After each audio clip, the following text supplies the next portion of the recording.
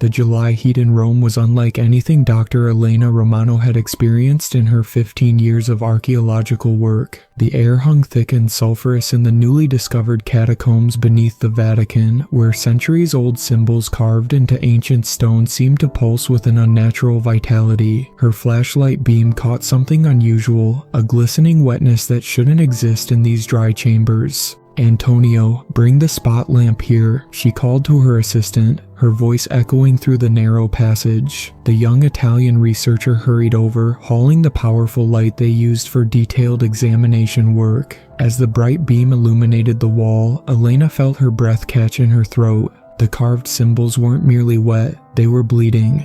Dark crimson liquid oozed from within the stone itself, trailing down the wall in rivulets that formed smaller symbols as they dripped. Elena reached out with a gloved hand, touching one of the streams. It was warm. The blood, if that's what it was, seemed to react to her touch, coiling around her finger like a living thing before she yanked her hand back. "Dio mio," Antonio whispered, crossing himself. "Dr. Romano, we should alert Cardinal Vescovi immediately."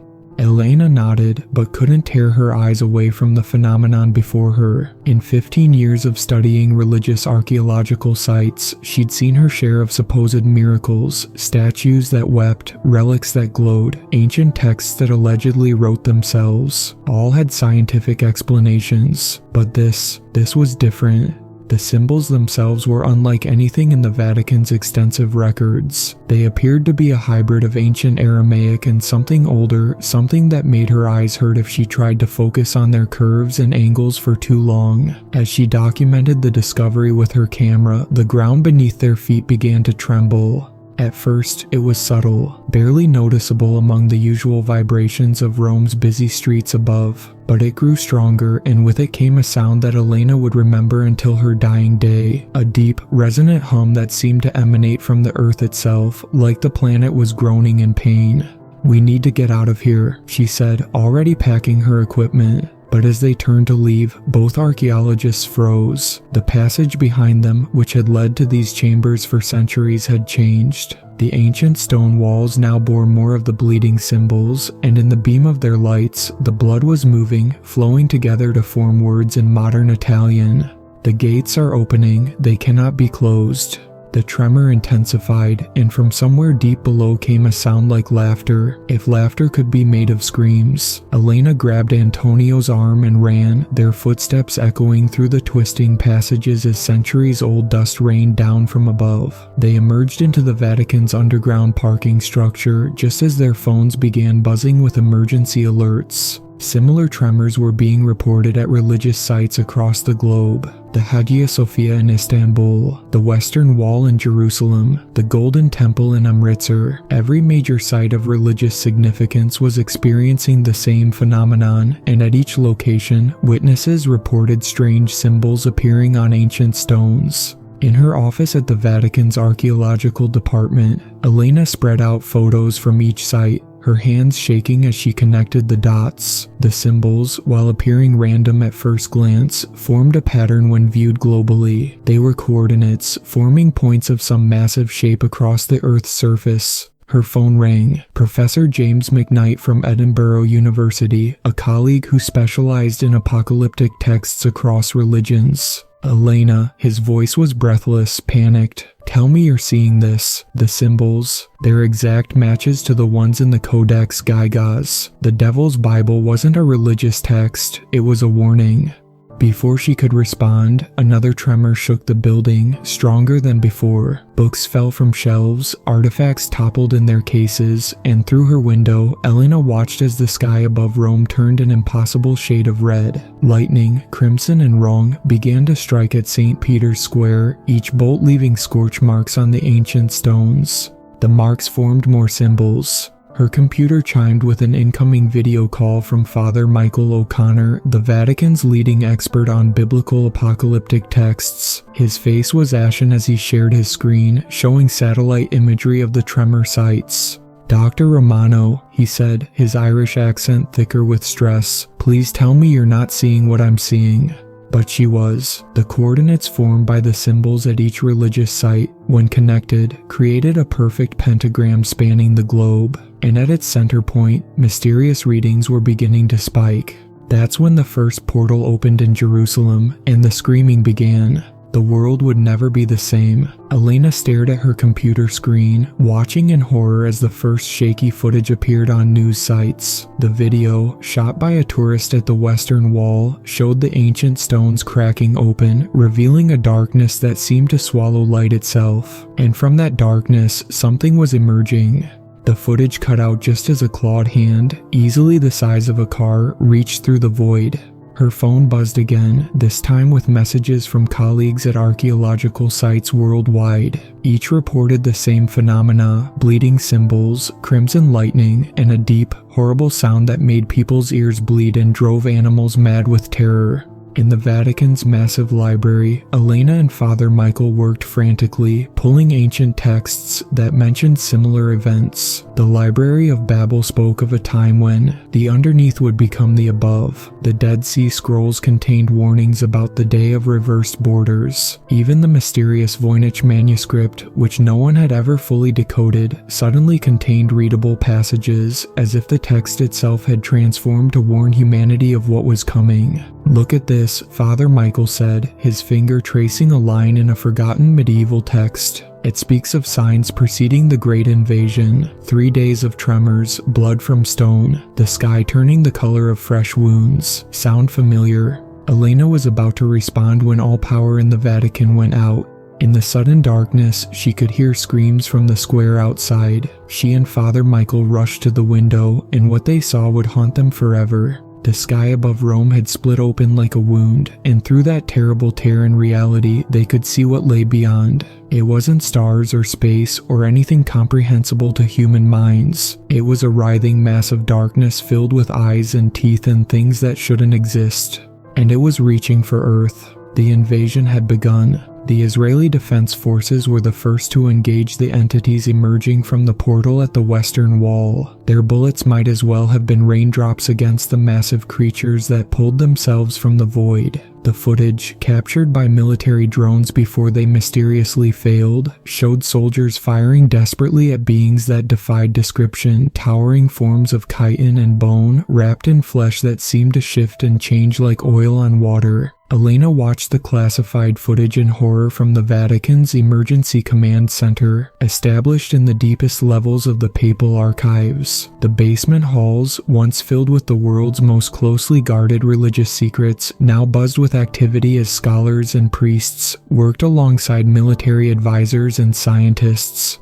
The traditional weapons are useless, General Andreas Nicolaou of the Greek Special Forces reported via video conference. His face was streaked with soot and blood. "But we've found something interesting. The holy water, it works. Not the commercial stuff, but the real thing, blessed by ordained priests. It burns them."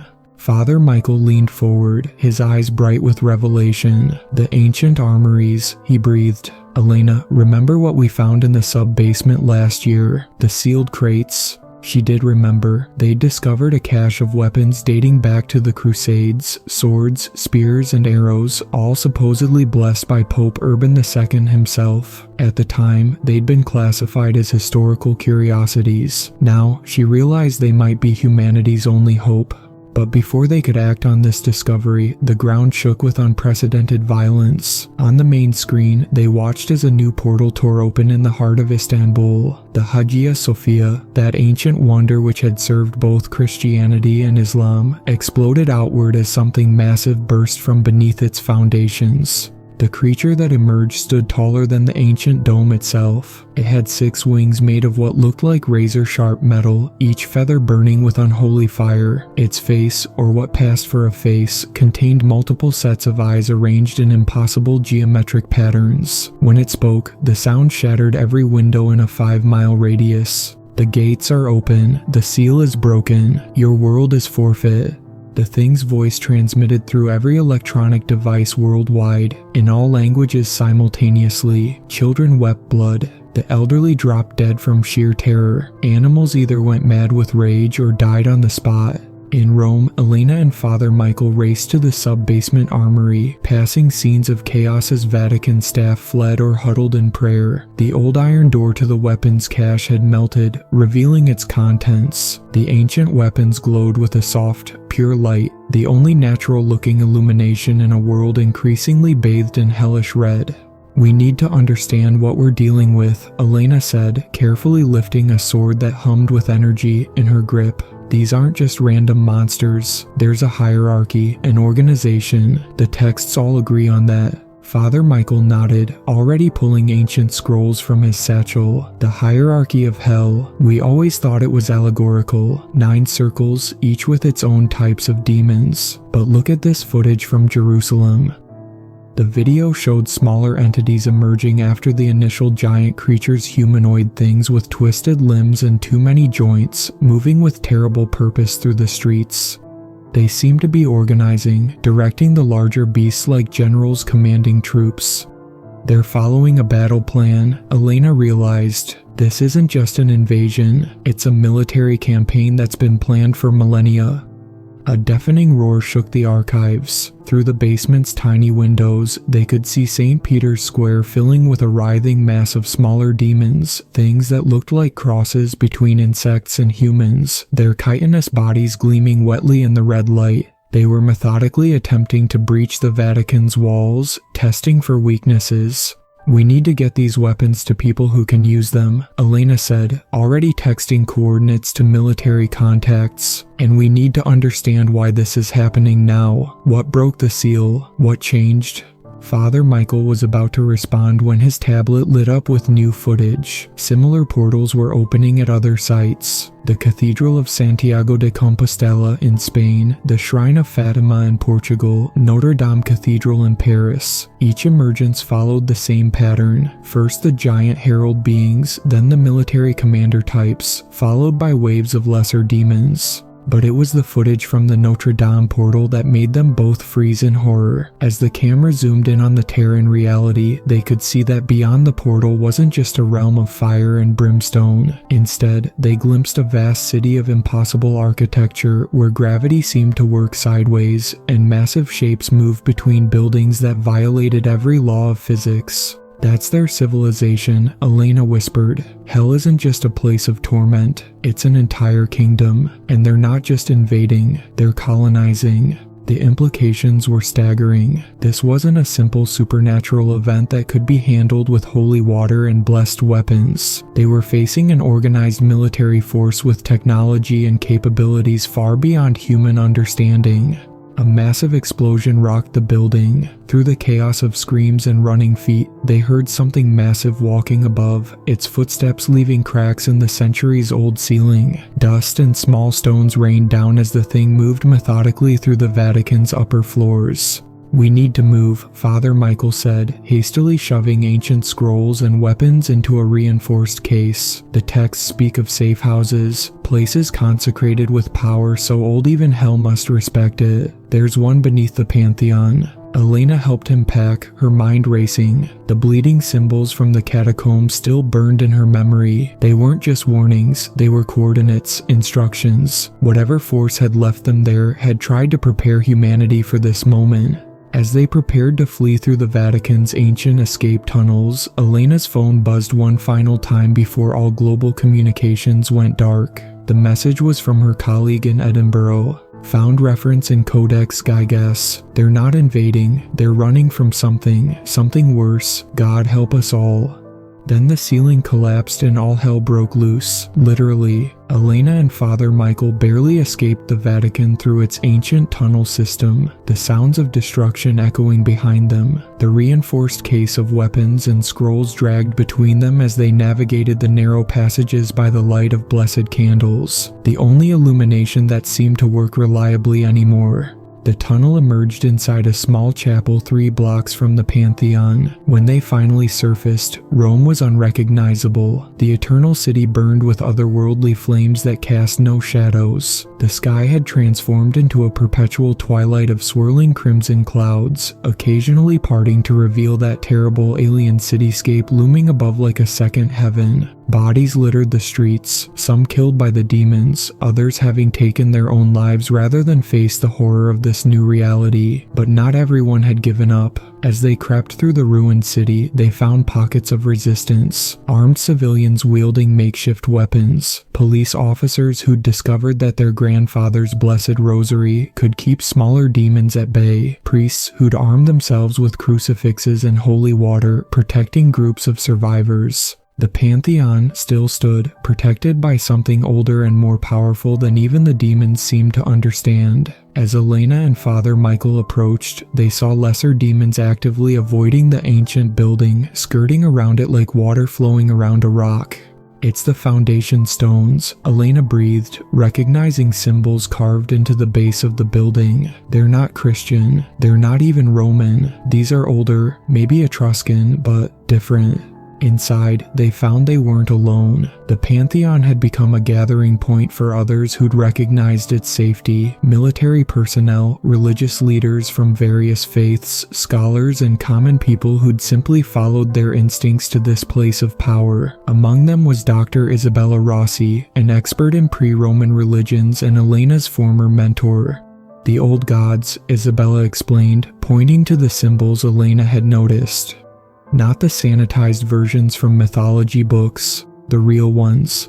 The things humanity first prayed to when we huddled in caves, afraid of the dark. Their power still lingers in places like this. The demons can't touch it, won't touch it. They remember the last time they tried to invade." This was new information. Elena and Father Michael shared a look as Isabella continued. "Humanity faced something like this before in our prehistory. The demons came, but they were driven back. The knowledge of how was fragments scattered across every ancient culture. We've been gathering people who know pieces of it." She led them to the Pantheon's basement, which had been converted into a command center. Tables were covered with artifacts and texts from dozens of cultures.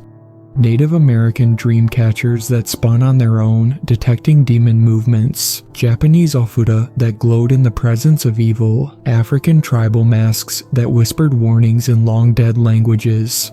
"The blessed weapons you brought are just the beginning," Isabella said. "Every culture developed tools to fight these things. We're learning how they work, how to combine them. The Chinese discovered that jade blessed by Buddhist monks can be used as armor against demon claws. The Jews found that properly prepared phylacteries can bind lesser demons. The Muslims realized that certain verses of the Quran, written in specific geometric patterns, can create barriers they can't cross." A group of engineers and scientists worked with religious experts, studying these artifacts and attempting to understand the principles behind them. They'd already developed some innovations: bullets coated in blessed silver, sound weapons that broadcast prayers at frequencies that hurt demon flesh, even early warning systems using modified dream catchers. But what captured Elena's attention was the central table, where an ancient map was spread out. It showed ley lines, paths of natural energy that crossed the earth, but these were unlike any she'd seen before. They shifted and moved as she watched, responding to the demon invasion. "The earth itself is fighting back," explained Professor Ahmad Karim, a Pakistani expert in geomancy. "These energy lines are like the planet's immune system. The demons are triggering a response we haven't seen since the last ice age. Look at these readings."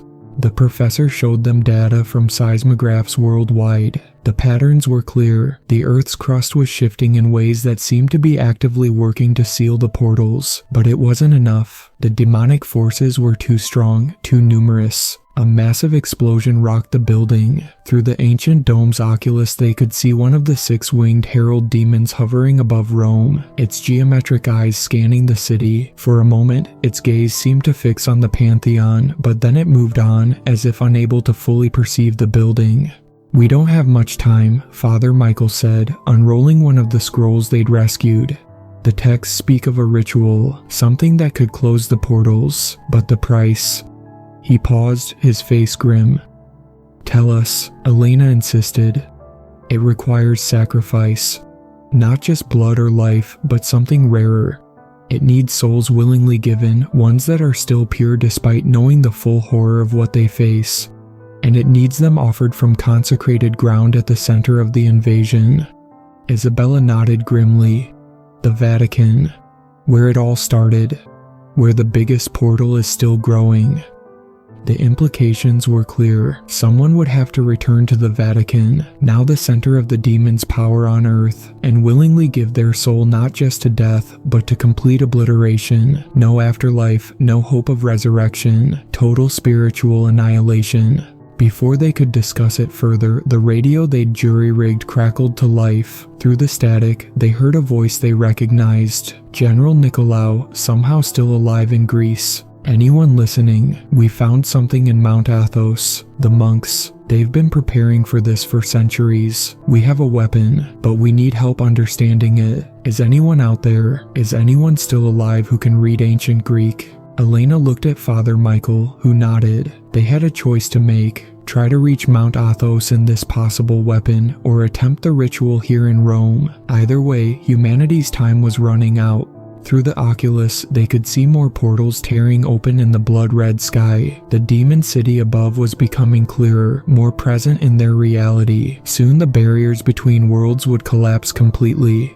And somewhere in the darkness between dimensions, something even the demons feared was stirring, drawn by the chaos of the invasion. The hour of decision had come. They chose both options. Elena would lead a team to Mount Athos, while Father Michael and Isabella prepared for the ritual in Rome. It was a desperate gambit, but with multiple portals now torn open across Europe, they couldn't afford to put all their hope in a single strategy. The journey to Greece was a nightmare through demon-occupied territory. Elena's team consisted of 3 Vatican Swiss guards, armed with blessed weapons, a Greek Orthodox priest named Father Demetrios, who knew the secret paths to Mount Athos, and Dr. Karim, whose understanding of Earth's energy lines helped them avoid the worst concentrations of demonic activity. They traveled at night, when the hellish red sky was at its darkest. The demons had established patrols, methodical sweeps by floating entities that resembled a twisted fusion of manta rays and human faces, their eyes constantly scanning the ground below. The team learned to recognize the patterns, to time their movements between searches.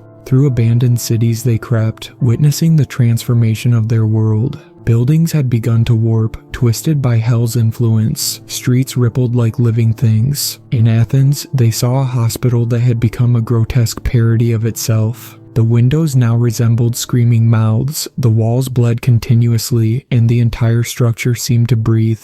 But they also saw hope. In the ruins of Thessaloniki, they found a group of survivors who'd discovered that children's innocent laughter could temporarily paralyze lesser demons. In a small village, an elderly woman had somehow tamed a minor demon using an ancient lullaby, forcing it to protect her neighbors. Humanity was adapting, learning, fighting back in ways big and small. Mount Athos loomed before them after 5 days of travel, its peak shrouded in unnatural storms. The holy mountain, long home to Orthodox monasteries, had become a battleground. Monks fought alongside Greek special forces, using centuries-old icons as shields against demon attacks. The very air hummed with prayers in ancient Greek, creating a barrier that the weaker demons couldn't penetrate.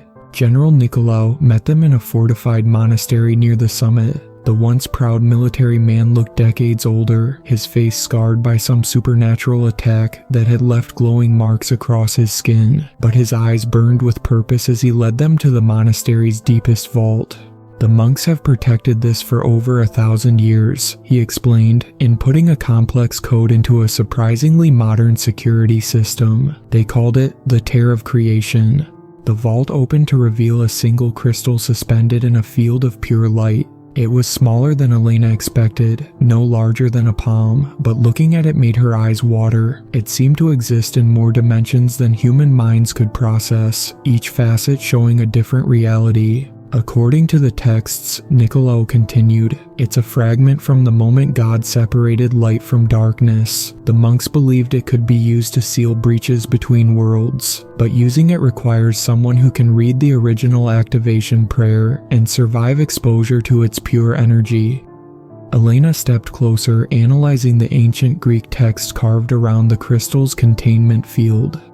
The letters shifted as she watched, rearranging themselves into patterns that hurt to look at, but she could read them even as her mind rebelled against their impossible geometry. Her phone buzzed. They'd rigged a primitive network using old radio technology and blessed copper wire. Father Michael's voice crackled through, distorted but urgent.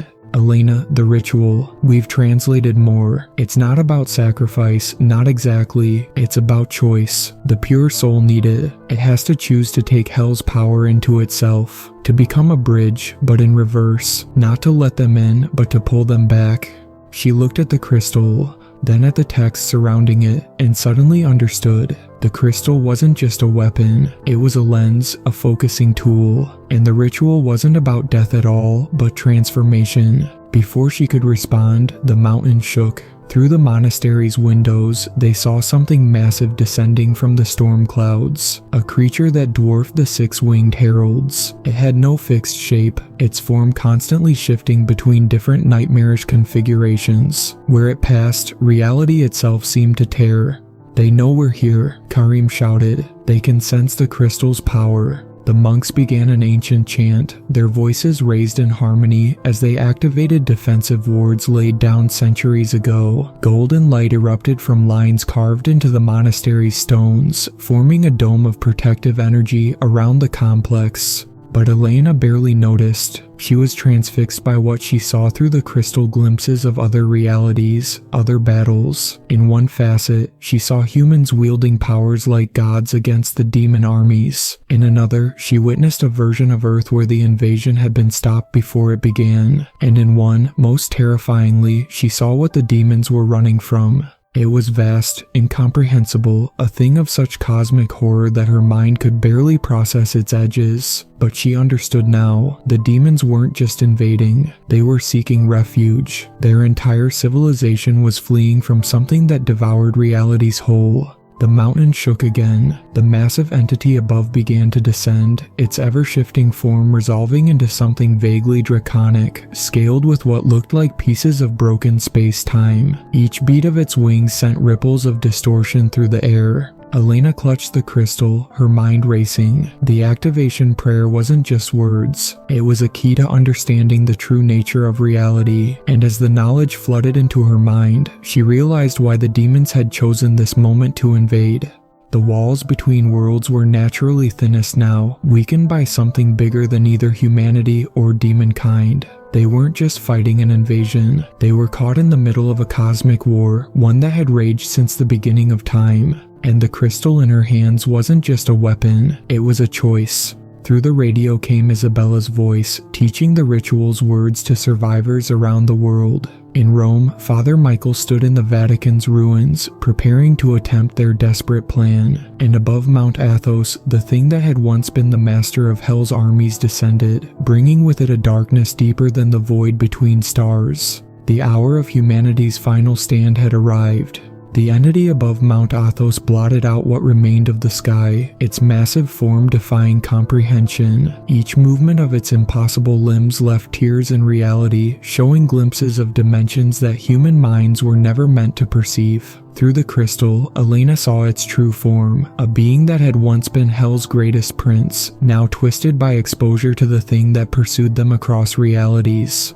The ritual, Father Michael's voice crackled through the radio. Elena, it has to be simultaneous. The crystal's power linked with the Vatican ritual might be enough to seal the portals and protect our reality, but what? She asked, even though she already knew the answer. The crystal's facets had shown her countless versions of this moment across infinite realities. But we'll be trapping them here with us. The thing they're running from, it'll keep coming. We'll just be sealing ourselves in with them. The massive entity roared, the sound shattering every window in the monastery. The monks' protective barrier flickered but held, their ancient chants growing more desperate. Through gaps in the storm clouds, Elena could see the demon city above growing more solid, more present in their reality. The barriers between worlds were collapsing faster now. Dr. Karim rushed in, his instruments going haywire. The ley lines are changing. The Earth's energy grid is realigning itself. It's like the planet remembers this, like it's happened before. Elena looked through the crystal again, understanding flooding her mind. It has happened before, over and over. Different worlds, different times. Sometimes we win, sometimes they win, sometimes. She paused, seeing a possibility that both terrified and inspired her. Sometimes what? General Nicolau demanded. Sometimes we work together. The revelation hit her like a thunderbolt. The crystal wasn't just a weapon, it was a tool of communion. The ritual wasn't meant to destroy or banish, it was meant to unite. She grabbed the radio. Michael, Isabella, listen carefully. The ritual text. You're reading it wrong. These aren't words of banishment. They're words of binding, not to cast out, but to join. Through the crystal's facets, she saw other versions of herself coming to the same realization across different timelines. The words of the ritual began to make new sense, revealing their true meaning.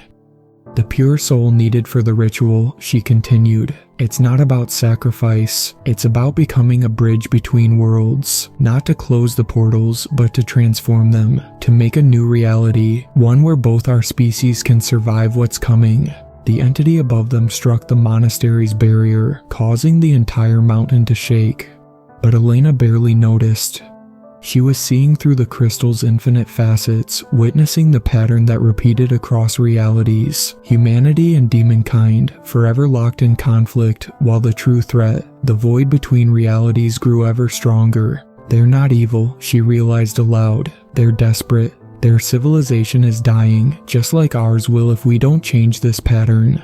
Father Michael's voice came through clearer now, as if the very air was becoming more conducive to communication between worlds. The ritual's energy, it's not fighting the demon power anymore, it's harmonizing with it. Elena held the crystal higher, letting its light fill the monastery. Through its facets, she could see the demon city above more clearly now. It wasn't just a place of horror and darkness, it was a refuge, the last bastion of a civilization that had evolved in ways humanity couldn't comprehend. And they were running from something that devoured entire universes, leaving nothing but void behind.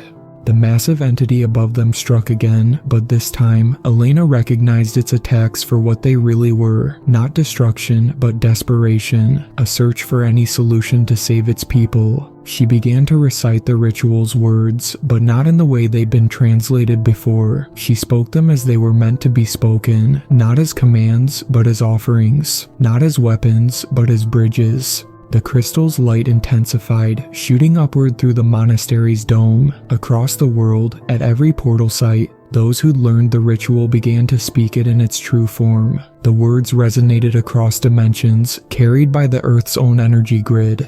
The demon city above began to shift, its impossible architecture aligning with human reality in ways that should have driven observers mad, but somehow didn't. The massive entity above Mount Athos froze, its ever-changing form settling into something almost comprehensible. Through the radio came sounds of similar transformations worldwide. In Rome, Father Michael and Isabella reported the Vatican's portal changing, becoming something new, not a Terran reality, but a controlled merger of worlds. The crystal in Elena's hands grew warmer, its facets showing her what was happening at a cosmic scale. The walls between worlds weren't being sealed or destroyed. They were being reconstructed, reformed into something that could exist in both realities simultaneously. The entity above them, the demon prince, began to descend again, but this time without violence. As it approached, Elena could see its true purpose through the crystal's revelation. It wasn't leading an invasion force, it was protecting the last survivors of its civilization, looking for any hope of salvation. Through the crystal, she spoke to it in a language that transcended words.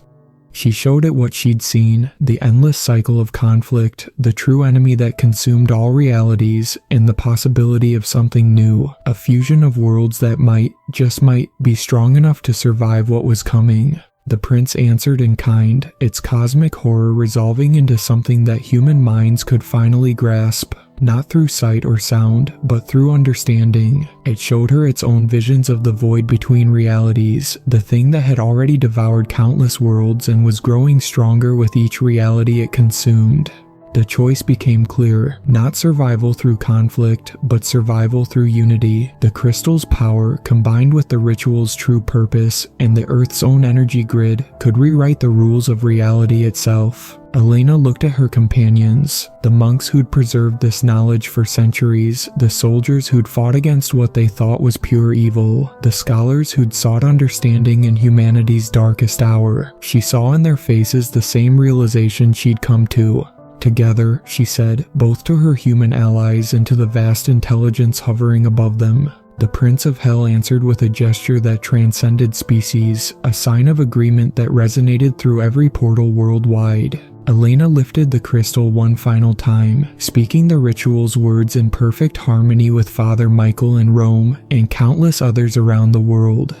The crystal's light erupted, not in violence, but in transformation. The sky above split open completely, but instead of bringing destruction, it brought unity. The demon city merged with Earth's cities, their impossible architecture blending with human structures in ways that somehow worked. The invading armies stopped their attack, their form shifting to something that could exist in this new shared reality. As the transformation swept across the globe, Elena saw through the crystal's final vision, a future where humanity and demonkind stood together against the void, their combined strength forging a universe that might finally be able to fight back against the nothing that consumed all things. The invasion was over, but the real battle, the one for the survival of all realities, was just beginning. 3 months later, Elena stood atop what had once been Mount Athos, now a hybrid structure of human stone and demon metal. The crystal, its purpose fulfilled, had become the cornerstone of a new kind of research facility where human scientists worked alongside demon scholars to understand the true nature of reality. The sky above was neither Earth's blue nor Hell's red, but a new color that somehow represented both. In cities worldwide, humans learned to navigate streets that sometimes defied physics, while demons learned the simple pleasures of human life. It wasn't perfect. There were still conflicts, still adjustments to be made. But when Elena looked through the great observatory they'd built to watch the void between realities, she saw something that gave her hope. The nothing that consumed worlds had paused in its advance, as if uncertain about this new combined reality it encountered. Father Michael joined her at the observatory, his hands tracing the strange symbols that now decorated its walls. A new language that combined all human tongues with demon script. "Do you think we'll be ready?" he asked, watching the void's distant motion. Elena touched the place where the crystal had merged with her flesh, feeling its power pulse in harmony with both human and demon energies. "We will be," she said, "together." Above them, the transformed Prince of Hell soared past, its presence no longer bringing terror but a strange comfort. Earth had changed forever, becoming something entirely new. Not heaven, not hell, but perhaps something better than either. A sanctuary for two species, united against the dark.